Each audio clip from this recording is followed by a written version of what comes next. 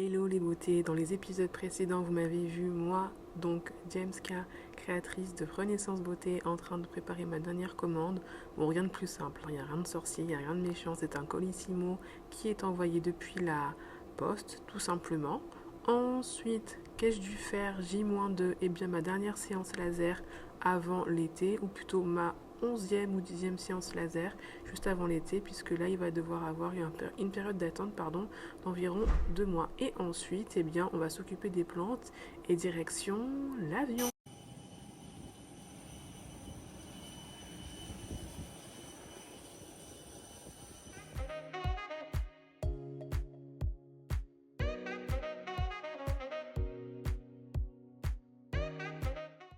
Hello les beautés, bienvenue dans mon voyage au Portugal. Donc ce voyage il a eu lieu au début de l'été en août 2025, donc il y a quelques semaines, il y a quelques mois. Là, la première journée, donc j'ai atterri vers midi je crois, heure du Portugal, à Lisbonne tout simplement. Donc là pour la première journée je suis seule, en tout cas il y aura deux parties. Donc le voyage à Lisbonne et puis ensuite le sud du Portugal avec des amis très proches. Là je réside en auberge de jeunesse et la première journée elle est assez chill, on se balade à Lisbonne. Je suis allée dans un outlet pour voir s'il n'y avait pas des bons plans, il n'y avait rien du tout, donc c'est très bien, ça fait des économies pour des choses plus intéressantes que des fringues. Et le soir, petite soupe et petit sandwich au fromage. C'était super bon et pas cher, et maintenant c'est la pub. Rentrée en beauté, 100 € de produits beauté à gagner, rendez-vous sur renaissancebeauté.fr, tu laisses mon adresse mail et tirage au sort le 5 septembre pour découvrir les gagnants. Allez, on se prépare. Objectif, être fraîche au Portugal. On commence la journée en se préparant tout simplement avec un bon jet d'eau froide à minima sur les jambes. Et si tu as du courage, douche à l'eau froide, tout simplement. Donc là, je me prépare, il y a la vidéo complète qui va arriver, mais l'idée vraiment avec ce programme été en beauté et notamment vous partager mes vacances au Portugal, c'est pas juste de faire un vlog où je suis moi, ma vie, mes moyens, regardez comment c'est trop bien, non, c'est vraiment vous partager déjà des bons plans, des choses qui sont accessibles, qui sont intéressantes et en même temps qui ouvrent l'esprit, qui changent les habitudes, etc. Et vous partagez mes réflexions, mon parcours beauté.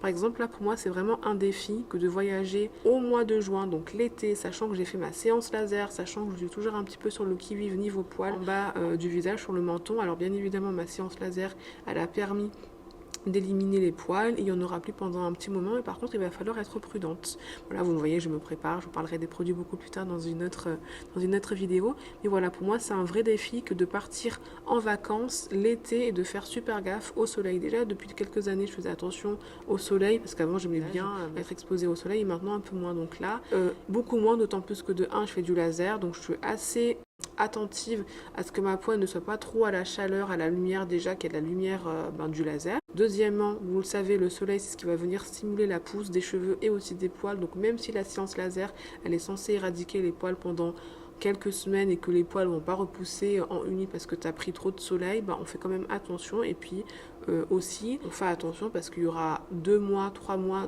d'ensoleillement, et l'idée c'est quand même de pouvoir refaire du laser. Alors j'espère plutôt en octobre, mais pour ce faire, pour avoir des bons résultats de laser, il faudra tout simplement qu'il y ait un contraste entre ma peau et les poils, donc que ma peau ne soit pas trop bronzée, sinon le laser n'a pas capté. Bref, on y va, direction Lisbonne ou pas. Aujourd'hui, on va à Sintra, une ville à côté. Et du coup, petite boisson, kéfir, et c'est super bon. Est-ce que vous voyez un peu l'ambiance de Lisbonne? Bon, franchement, Lisbonne, je kiffe. C'est la deuxième fois que j'y vais dans ma vie. Là, en plus, j'y vais l'été et c'est vraiment une ville où on se sent tellement chill. Par contre, il y a énormément de touristes, mais c'est pas grave. Et du coup, aujourd'hui, on va sortir un petit peu de Lisbonne, direction, un peu plus l'altitude, entre guillemets, la campagne, la montagne, en tout cas un petit peu loin de la ville et de l'agitation urbaine. 2,95. Donc oui, aujourd'hui je me rends à Sintra, je sais que c'est un petit peu un must-see dans les guides touristiques, mais en tout cas ce qui est bien c'est que ça change de Lisbonne, donc on va directement commencer avec, entre guillemets, quelque chose de plus typique, de plus local. Je dis pas que Lisbonne n'est pas locale, attention, mais je dis juste qu'on va vraiment découvrir un village, une petite ville sympathique à découvrir. J'espère qu'il n'y aura pas trop de touristes. pour pas être trop étouffé. En tout cas, ce qui est sûr, c'est qu'il fait beaucoup plus frais. Bon là, les filles, vous me voyez avec une casquette, c'est pas compliqué. Moi, je suis un petit peu protection optimum pour me protéger bien, du soleil. Et vraiment, si vous n'avez pas de crème solaire, couvre-chef, ça fait le taf. Bon, la ville est trop mignonne.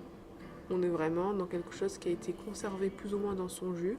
On n'est pas du tout dans une ville, bon, il y a beaucoup de touristes par contre, on n'est pas du tout dans une ville reconstruite type Le Havre où on n'a plus rien de, entre guillemets, d'authentique. Là, on est quand même bien dans une ville portugaise et il est déjà 14 heures, car oui, je prends mon temps, c'est les vacances, et nous allons manger. Et qu'allons-nous manger au Portugal si ce n'est de la morue? Bien évidemment de la morue. Donc là, c'est le restaurant qui s'appelle Bacalao. Je vais vous remettre le nom du restaurant et on va commencer avec une bonne sangria. Elle était délicieuse et c'est là que je découvre que la sangria n'est pas uniquement espagnole mais aussi portugaise. C'est un petit peu toute la partie du sud de l'Europe. Et en entrée, alors bien évidemment, mon livre de l'été, ma saga de l'été, La femme de ménage.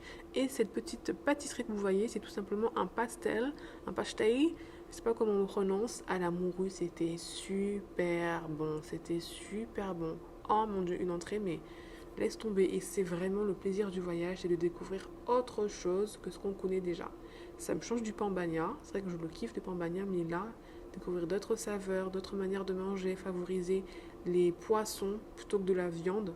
Nous les Français on est assez viandards, ça change. Et là, un hamburger à la morue, je vous laisse l'adresse, en tout cas je vous laisse le nom du restaurant, vous allez kiffer et surtout ça ne coûte pas cher. Et ce rouge à lèvres Avril, il tient super bien. Il tient super bien, donc regardez la vidéo de la préparation, vous allez kiffer. Bon là on va prendre un petit digestif, genre à mon chéri.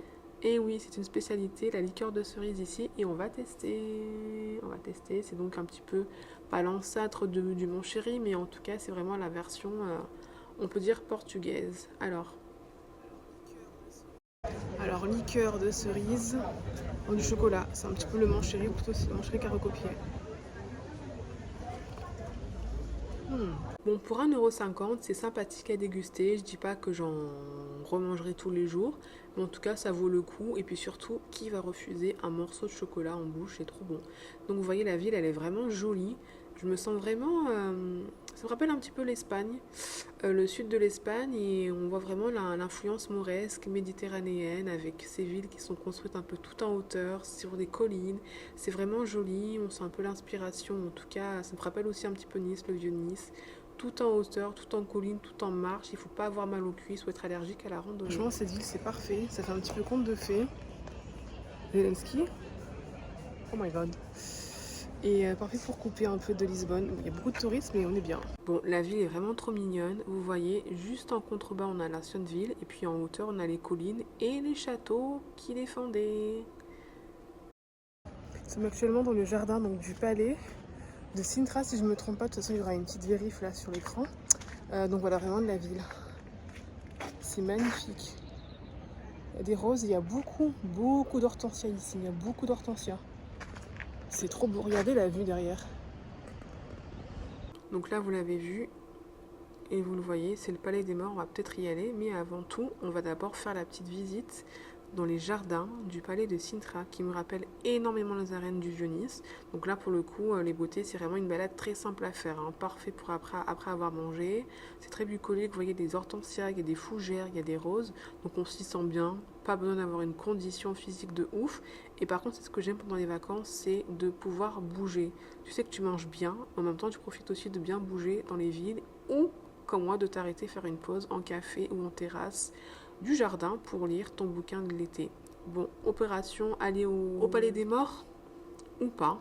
Finalement, je n'y suis pas allée. J'ai plutôt préféré faire un petit kilomètre, 2 kilomètres de marche, mais en fait, c'était beaucoup trop loin. Il était déjà 18h, 18h30, et sachant que j'ai un programme chargé, je me suis dit, ben c'est pas grave, on y retournera une prochaine fois, mais déjà, c'était pas mal. Là, on reprend les trains direction. Ici, nous sommes à Oriente, donc c'est une station de mobilité, on va dire, avec train, métro, etc.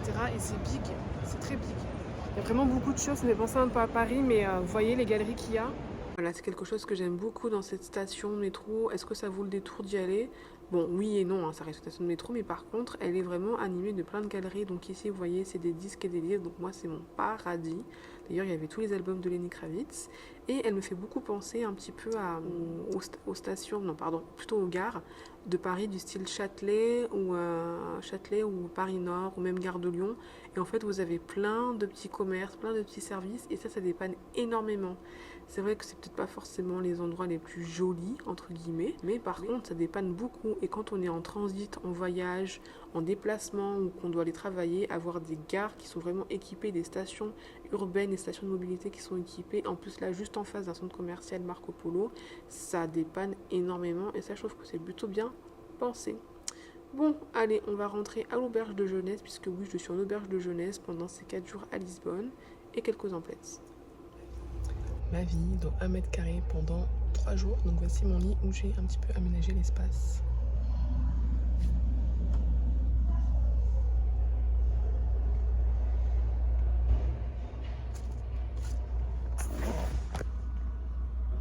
Oui, vous avez bien entendu, donc je dors à peu près dans 2 m² et il faut s'organiser. Donc l'idée principale, si vous faites ça en auberge de jeunesse en dortoir, organisez-vous. Moi j'ai repassé tous mes vêtements et ils sont suspendus, donc je ne les touche pas. Je les repasse une seule fois, ils sont suspendus.